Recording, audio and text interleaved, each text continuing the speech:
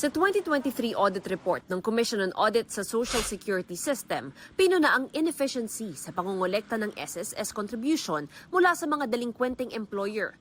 As of December 31, 2023, mahigit 89 billion pesos ang hindi pa nakokolektang premium contributions mula sa mga delinquenting employer na aabot sa mahigit 400,000.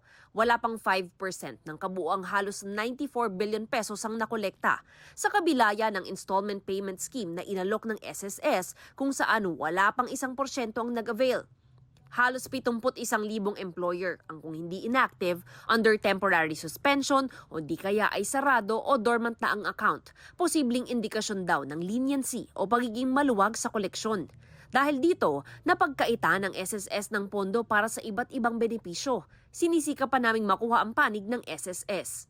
Pero sa COA report, sinabi ng SSS na ginagawa nila ang makakaya para mag-remit ang mga kumpanya.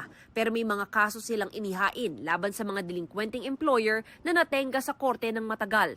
Sa gitna nito, tuloy ang 15% contribution rate hike ng SSS simula ngayong Enero. 10% ang sasaluhin ng employer, 5% sa empleyado.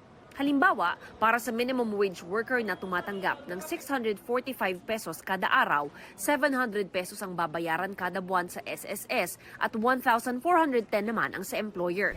Aminado si Leilani. Ngayon pa lang, mabigat para sa kanya ang kontribusyon na binabayaran niya sa SSS. Kung malaki naman yung bracket ng salary mo, medyo hindi mo mararamdaman. Pero kung minimum wager ka lang, medyo mahirap, di ba? Kasi sa dami ng gastusin ngayon.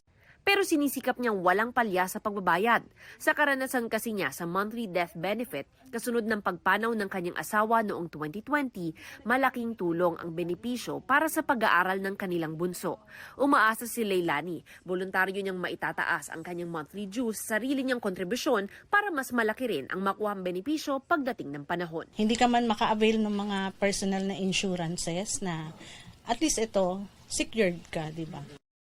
Mga kapuso, maging una sa saksi. Mag-subscribe sa GMA Integrated News sa YouTube para sa iba't ibang balita.